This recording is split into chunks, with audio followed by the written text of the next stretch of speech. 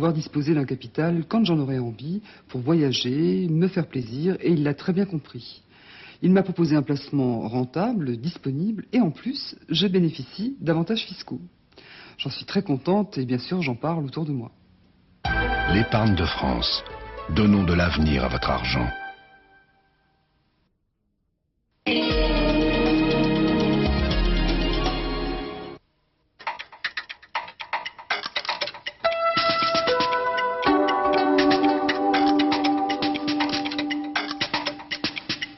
Je vous redis donc ce chiffre que je vous annonçais tout à l'heure, juste à la fin du journal. 400 000 interventions d'appendicite ont lieu en France chaque année. Vous me dites que c'est 3 à 5 fois plus que dans le reste de l'Europe et aux États-Unis. Et une association, l'Association française de chirurgie, s'est demandé, mais est-ce qu'il n'y aurait pas par hasard des opérations abusives? La réponse est... Alors la réponse, on va la trouver à travers une étude qu'a justement commenté cette Association française de chirurgie dans un récent congrès.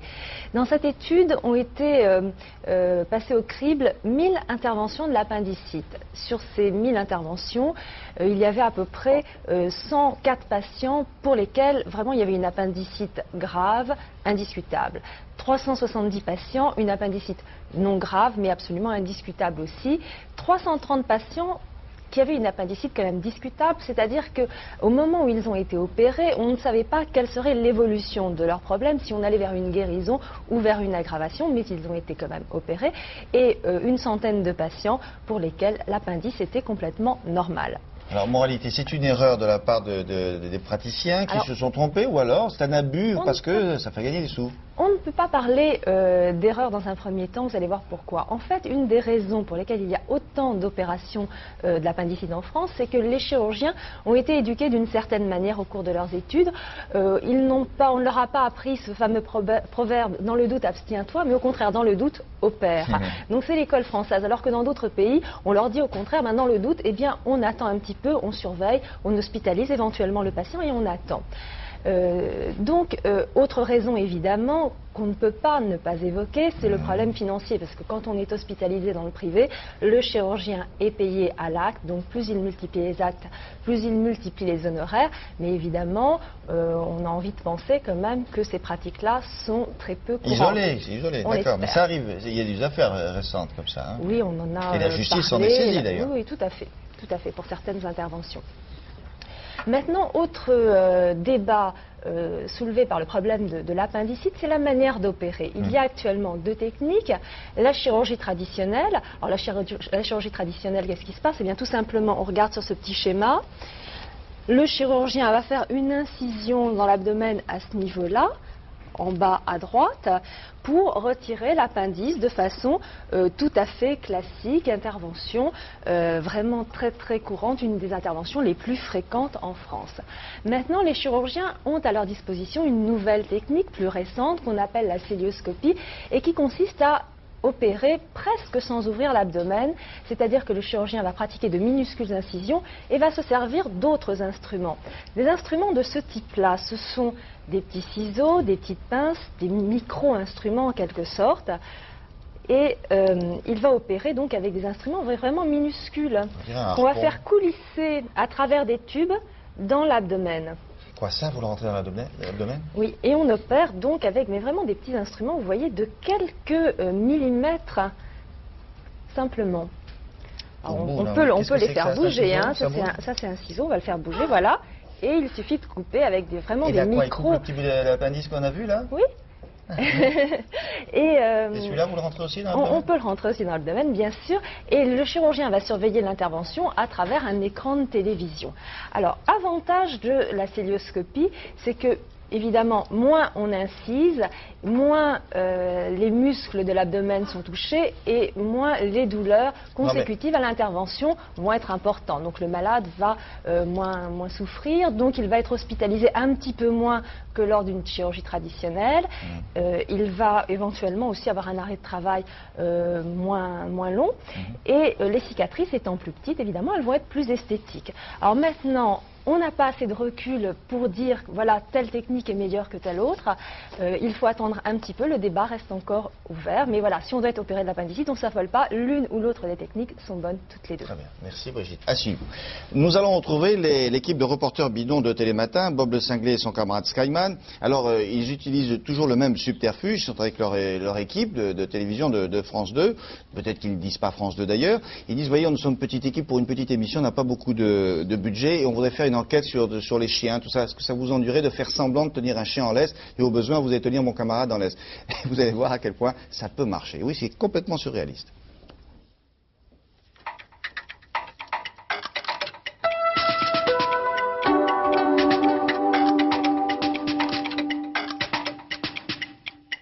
On a besoin de faire un reportage sur le chihuahua et on n'a pas de chihuahua. Donc on a un comédien qui va jouer le chihuahua. Donc madame, nous sommes ici pour vous interroger sur votre chien. Est-ce que, doucement.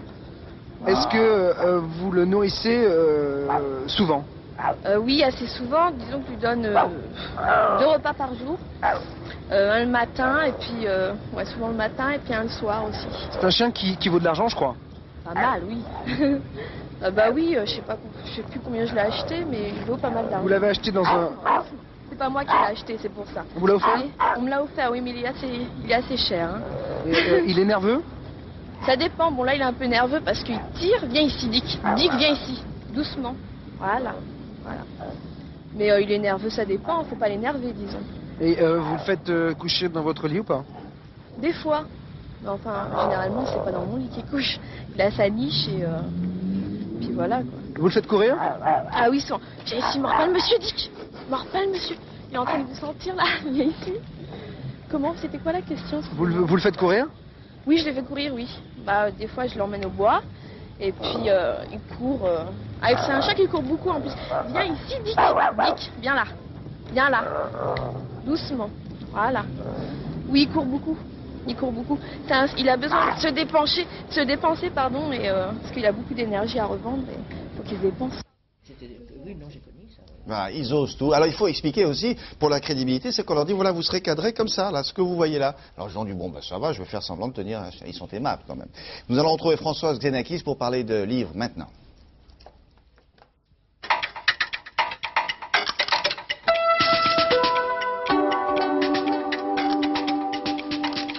Mardi dernier, Françoise, nous avions esquissé le début du commencement d'une chronique. Mais c'est bien comme ça on peut revenir. C'était sur Annam, Christophe Bataille, ce jeune homme de 21 ans, qui a écrit un petit livre de 91 pages. Maintenant, il a un recueil de presse qui doit dépasser 150 pages. Ah ouais. Ça commence à faire beaucoup. C'est rentable au kilo. C'est rentable au kilo.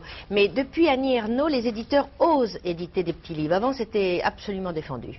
Un manuscrit de 90 pages, on vous disait c'est une nouvelle. Ah oui. Mais ça, c'est une nouvelle? Non, c'est un très beau texte. Mais attention, c'est un très beau texte qui raconte, à l'époque de Louis XVI, un petit prince qui vient apporter une supplique de son père, qui est roi en Annam, au Vietnam. Et Louis XVI, ça commence à mal aller. Alors la page est très belle et c'est ça qui réconforte les Français, je crois. Enfin, Cannes fut présenté au roi. L'empereur entra dans la salle du trône. Il donna à Louis XVI un parchemin usé par les sels marins au cachet du Vietnam. Son père y présentait sa requête. Avec lenteur, le roi lut le texte. Il soupira, regardant l'enfant. Tous deux s'ennuyaient pareillement. Louis XVI délaissa le protocole et dit « Mon enfant, mon royaume n'a plus sa richesse d'antan.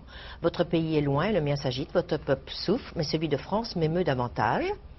Et venez à nous si vous le désirez, mais la France n'ira pas au Vietnam. » Et le petit meurt de solitude, de froid, et grondé par un prêtre parce qu'il se réconforte sur le sein d'une nounou. Et il meurt de froid, il ne retourne jamais. Mais à cette époque, quelques prêtres partent dans ce Vietnam, mais comme c'est la Révolution, le bateau met près d'1 an arrivé, ils sont sans nouvelles de leur évêché, et c'est une dérive, beaucoup sont massacrés, et il en reste 2, un homme et une femme, cela va de soi, et ils vont dans les villages, et au fur et à mesure, ils restent toujours profondément catholiques, mais la vie autour d'eux les prend, et peu à peu, la fin du livre, ils s'aiment, et c'est joli, mais je crois que tout le monde s'est jeté sur ce livre de Christophe Bataille, parce qu'il a 21 ans, parce que ça raconte une histoire histoire révolue et que c'est merveilleusement écrit. Ça rassure les Français. Enfin, un jeune homme de 21 ans qui écrit le très joli français. Pourquoi Mais on avait des doutes? non, mais Non. vous savez que les romanciers français, maintenant, la littérature avance. Donc, entre les onomatopées de certains écrivains analphabètes, réécrits par d'autres pas plus cultivés, qui sont effectivement de mauvais livres, on a quand même des écrivains qui avancent en littérature. Ça, c'est un merveilleux recul. Ça relève du prix de l'Académie française. Ah oui, vous le donneriez, vous, hein, déjà. Oui, Très bien. oui. Cela dit, avec une histoire pareille... Mais l'histoire est belle. Oui, il aurait pu en faire 600 pages. Hein. Oui. Hein? Oui, mais bon, savoir faire court, c'est un talent Oui, aussi. c'est vrai aussi. Non, non, Et- j'émets des et réserves Dieu sur sait- la non-progression, mais c'est intéressant. Je hein. sais si savoir faire Et court puis alors à la là, je veux- télévision, c'est important. J'ai pas compris ce que vous vouliez dire. Là. Je dis ça comme ça. Toni Je dis- Morrison, Oui. on perd pas de temps. Non, hein. pas du tout, allons-y. Grand prix Nobel de littérature, une femme noire qui écrit des romans extraordinaires, mais vraiment il faut les lire. Ils sont tous chez Christian Bourgois, il faut tous les prendre. Et alors là, je voudrais quand même piquer une colère. C'est Piquer. que, oui, Piqué. là, ce sont des conférences qu'elle a données dans les universités américaines sur comment les Américains, qui ne sont pas vieux, hein, les Américains, ont découvert leur identité littéraire à travers Melville, Twain, Poe. Mais elle, alors tous les noms américains, anglais sont cités. Là, Christian Bourgois adore la culture anglaise, ça fait très chic pour les Français de lire ça. Mais elle, Toni Morrison, elle commence son livre sur un travail sur Marie Cardinal. Ouais, sur les mots pour le dire. Alors, elle se donne la peine de commencer son livre sur Marie Cardinal. Et nous, Français, qui achetons ce livre aux Américains, qui ne nous lisent pas parce qu'ils disent qu'on est mauvais, ce qui est souvent vrai, mais qui n'est pas toujours vrai. Donc, une Américaine comme Toni Morrison, elle a lu Marie Cardinal et elle a travaillé sur le texte de Marie Cardinal. Mais je vous dis, c'est le gâte à l'envers, ça. Non, bon, exactement, c'est le gâte à l'envers. Et nous, parce que ça ferait pas assez chic d'avoir une Française sur le 4. On la gomme, mais c'est dégueulasse. Surtout Marie Cardinal. en Mais plus, oui, enfin, parce que bon, c'est- on c'est aime. vraiment beau. Bon, alors, qu'est-ce que c'est que cette publicité à l'envers, ce snobisme à rebours alors Oui, cela dit, c'est quand même lui qui l'a publié, il ne faut pas trop le Oui, mais pourquoi est-ce qu'il a honte qu'elle parle? Ça lui coupait son truc, ça faisait pas tout américain pour les snobs qui vont en librairie. Ah non, moi je suis hors de moi. Bon. Non, c'est pas correct. À part ça À part ça, bien. c'est remarquable. passionnant, c'est remarquable. Bon, Bon, Et ça puis- c'était la colère de Françoise. Donc une petite colère. Vous vouliez Non, dire une quoi? grosse colère. Non, grosse, pardon. Oui, ça. Alors qu'on ne vienne pas nous parler du casting des acteurs, il n'y a pas un autre mot aussi Distribution, on dit. qui vont à l'Élysée pour Et- dire que... Une French Bon. distribution. Ça, vous regardez le titre tous. Malheur à qui danse hors de la ronde. Et je reviendrai mardi. Ah vous nous la jouez suspense, comme ils disent en français. Oui, mais vous pouvez déjà aller le chercher. Ludwig Harris, c'est le nom? Non, Ouais. Harrig. Ludwig Harrig. Très bien. Voilà. Merci beaucoup. C'est l'heure de la météo. Merci Françoise. À la semaine prochaine. L'heure de la météo maintenant avec Nathalie Riouet.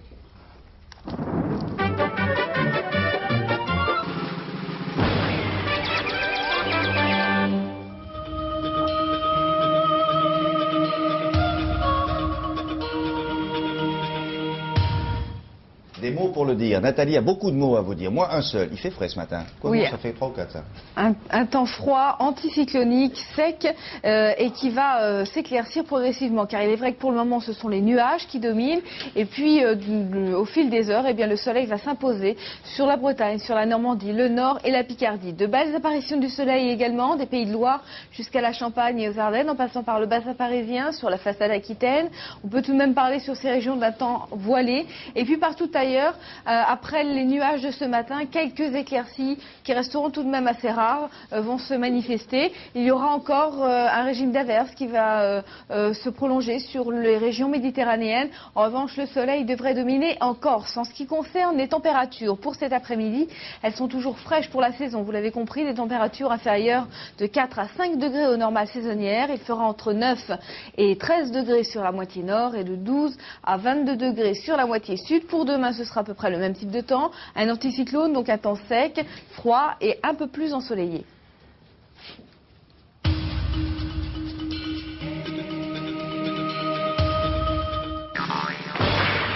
Darty, le contrat de confiance.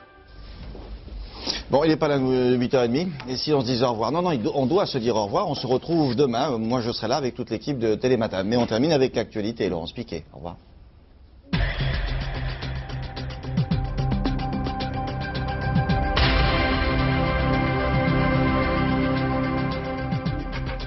Bonjour à tous. Un coup dur pour ceux qui prennent l'avion dans la région parisienne. L'aéroport de Roissy est paralysé. Yannick Le Tranchant, tous les avions sont cloués au sol ce matin? Eh bien oui, Laurence, c'est Roissy, la pagaille et les passagers en carafe. C'est un raccourci, mais il faut savoir que tous les vols Air France au départ de Roissy sont supprimés. Même chose pour les arrivées Air France, pour les arrivées Air Inter, prévues à Roissy, elles seront déroutées dans la mesure du possible sur Orly. Ce sera donc le programme de la journée. Aucun vol Air France à Roissy. Renseignez-vous pour les départs 05 05 11 55, pour les arrivées 05 05 15 55. Bon courage à toutes et à tous. On en aura besoin. Merci Yannick. Édouard Balladur à la recherche d'un minimum d'accord national sur le dossier du GATT. Fin des consultations tout à l'heure. Valéry Giscard d'Estaing sera reçu à l'hôtel Matignon. Hier, les politiques, les patrons, les syndicalistes et les artistes ont défilé dans le bureau du Premier ministre. Ces derniers ont demandé la protection de la production française. Sur les 40 personnalités auditionnées, on trouve toute une gamme de nuances, du non catégorique au oui, mais Raymond Barre, quant à lui, demande une trêve de 2 mois afin que le gouvernement puisse négocier sur tous les sujets. Les agriculteurs sont invités à rechercher des solutions durant les 2 prochains mois. On sait qu'ils n'aiment ni le GATT ni la PAC. Alors pour protester contre la chute des cours, les producteurs de porc ont à nouveau manifesté leur colère durant la nuit. 200 d'entre eux ont investi la sous-préfecture de Guingamp. Ils étaient également devant la préfecture de Saint-Brieuc durant la nuit. À l'étranger, Benazir Bhutto a été élu ce matin Premier ministre du Pakistan par l'Assemblée nationale. Retour sur la scène politique après 3 ans d'absence. Son parti était arrivé en tête des élections législatives il y a 8 jours. Enfin, en Haïti, l'embargo pétrolier et militaire des Nations Unies est entré en vigueur ce matin. Une mesure qui vise à contraindre les chefs militaires à accepter le retour du président en exil, Jean-Bertrand Aristide. Si les États-Unis recourent à la force, Raoul Cedras, le chef de la junte, promet du sang et des larmes. 9 navires patrouillent en ce moment au large de l'île. La France, de son côté, envoie une frégate sur place. Voilà, vous savez presque tout. Je vous donne rendez-vous demain matin dès 6h30. Très belle journée à tous.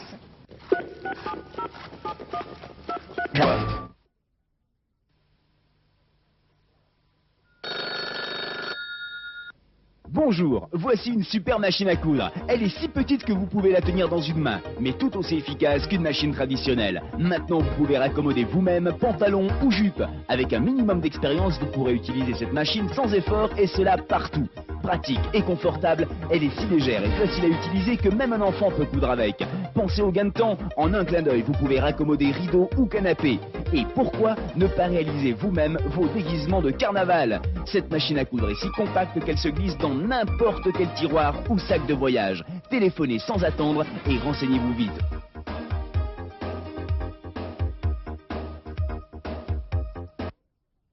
Je fais de la radio, je fais de la télé, j'ai pas beaucoup de temps. Vous avez vu, moi je peux tout jouer. Virginie Lemoine en vidéo dans la collection Juste pour rire avec France 2.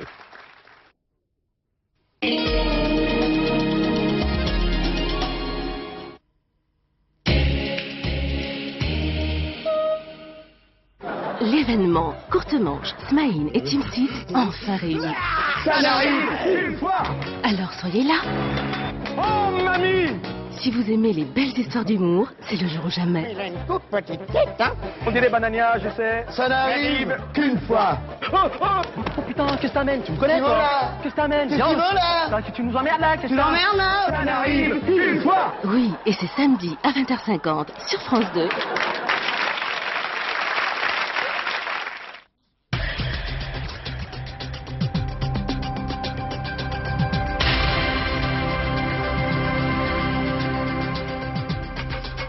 Bonjour à tous. Trafic aérien fortement perturbé depuis hier soir à l'aéroport de Roissy à la suite d'une grève du personnel d'Air France. Tous les vols de la compagnie nationale ont été annulés au départ comme à l'arrivée.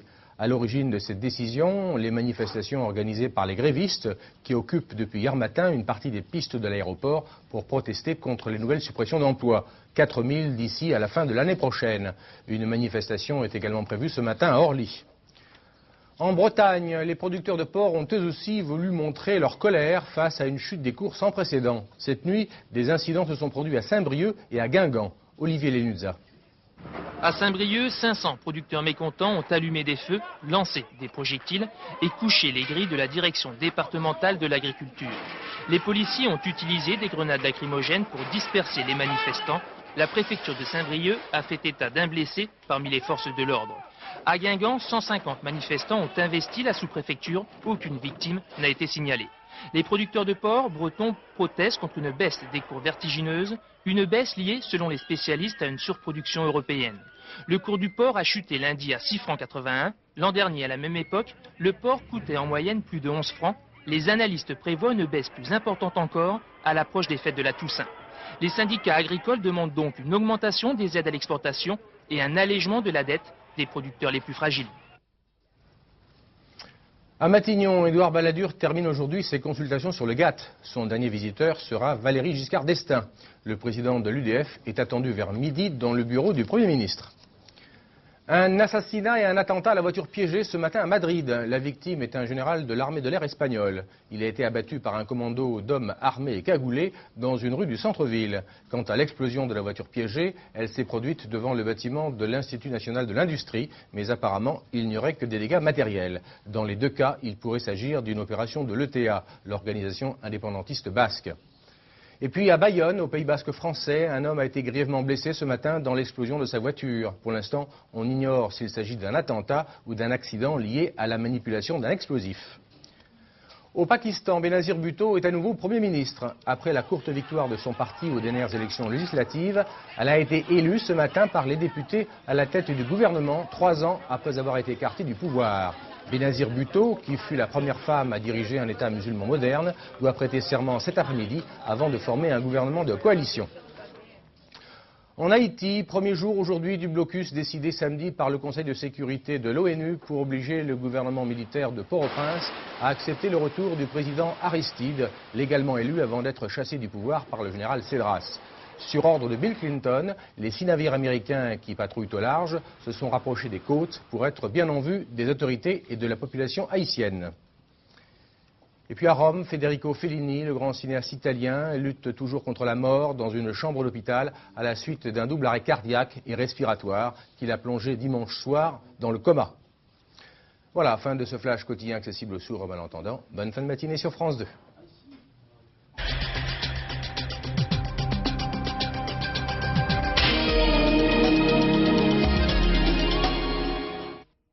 Leur brillance. Avec Performance Hydratance, mes cheveux font le plein de santé. La preuve, ils sont éclatants de brillance. Performance Hydratance de L'Oréal, la science extrême du cheveu. Ah, le sucre, quel bonheur! Figurez-vous que le sucre organise pour moi la semaine du goût. Du 18 au 24 octobre, partout en France, ce sera la fête. Venez, j'y vais! Le sucre, c'est le goût des bons moments. Quand ils jouent au keno, Gilbert et ses collègues ont un principe. Chacun donne son avis. Et ils s'en débattent pour arriver à un accord commun. Aujourd'hui, mes camarades et moi-même avons décidé de jouer 8 numéros pour 500 000 francs. Pas vrai, les gars? Excuse-moi, Gilbert. On n'est pas dit plutôt 7 numéros? Hein, Gilbert, 7 numéros? Oui, d'accord. Keno. Et vous, comment jouez-vous? Aujourd'hui, il existe un dentifrice si évolué qu'il continue d'agir même après le brossage. Le nouveau Colgate Total. La protection antibactérie qui vous protège vraiment entre les brossages. Ainsi, il vous protège contre la plaque et le tartre pendant le brossage et pendant que vous travaillez. Il aide à lutter contre les caries pendant le sport. Et il lutte même contre les problèmes de gencives pendant que vous dormez. Nouvelle protection longue durée Colgate Total. Le brossage est tellement bon qu'il agit entre les brossages. Que dites-vous des céréales avec une telle variété de fruits? C'est génial. Super. Et ces pépites si croustillantes? Formide. Sublime. Perdu, c'est extra. Oh non, c'est mieux que ça, c'est au moins géant. Mais non, c'est extra. Kellogg's extra. Kellogg's extra, un goût plus extra qu'extra. En général, la logique de l'assureur n'est pas celle de l'assuré. Au Mutuelle du Mans Assurance, par définition, la logique de l'assureur est celle de l'assuré. Mutuelle du Mans Assurance, l'autre logique de l'assurance. L'esprit frais, c'est celui d'aujourd'hui. Aujourd'hui, blanquette de veau à l'ancienne. Un plat cuisiné Fleury Michon, au rayon frais.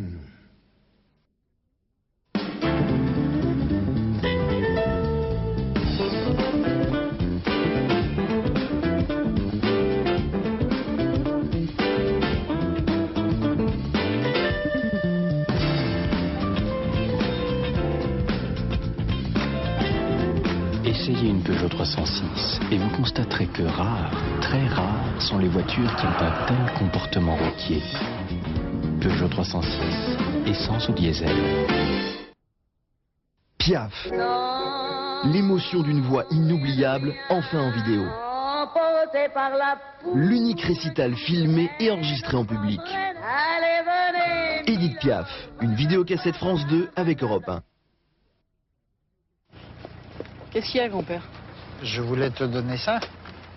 Merci. Ah, et puis, ça aussi.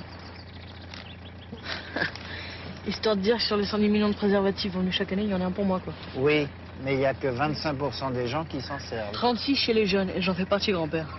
Comment tu sais ça, toi, hein? Les gens les mieux informés écoutent RTL. Vous venez d'acheter un nouveau système pour votre micro-ordinateur. Êtes-vous sûr qu'il soit vraiment fiable? Sait-il faire plusieurs choses à la fois? Est-ce au moins le plus rapide? Nouvelle OS 2 version 2.1, difficile d'y mettre plus de plus.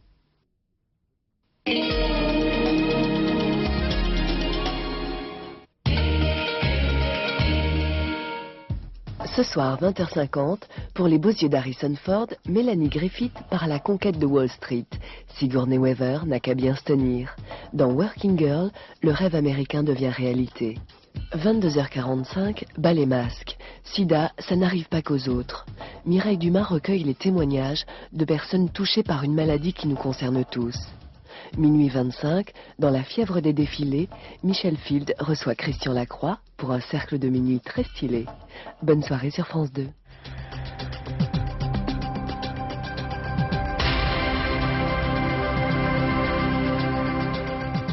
Bonjour, merci d'être avec nous. Un rapide coup d'œil sur les titres de cette édition. Orly et Roissy paralysés par la grève. La plupart des vols d'Air France sont annulés ce matin.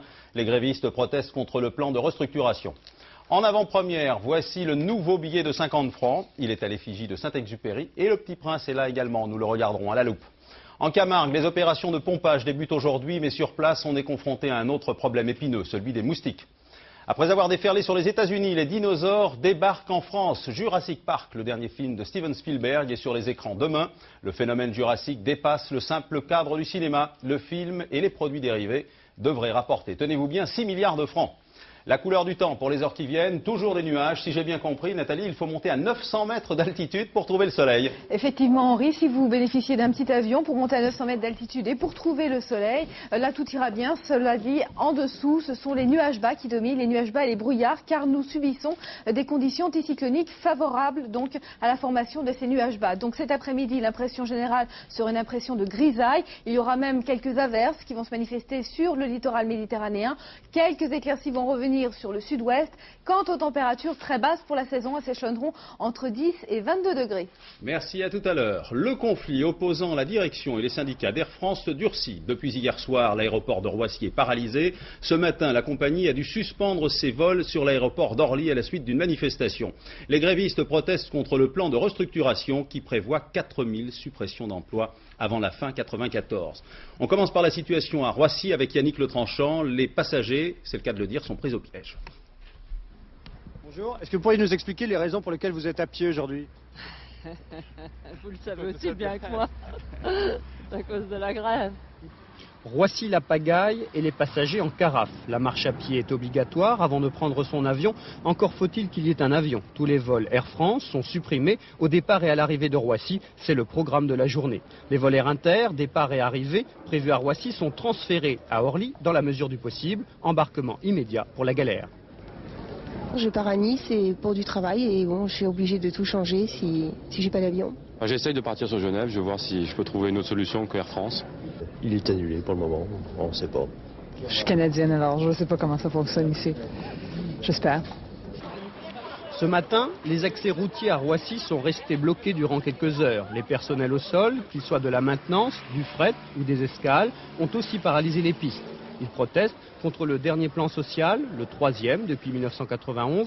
4000 suppressions d'emplois sont prévues d'ici à la fin 1994. Ils sont en train de tout nous prendre, ça devient la catastrophe, ils bradent, ils repassent tout à Air Inter. Bon, si le gouvernement a décidé de brader la compagnie, les agents ne seront pas d'accord et seront prêts à tout pour éviter ce genre de choses. On nous massacre notre compagnie par une déréglementation violente, par des vols qui sont donnés à Air Inter, par la libéralisation du transport aérien, même entre compagnies aériennes françaises. Et nous ne pouvons pas l'accepter. Les manifestants, un bon millier, ont envahi depuis 1 heure la piste principale de l'aéroport roissien, bloquant ainsi une partie des vols internationaux. Après une semaine d'action sporadique, la mobilisation semble décoller.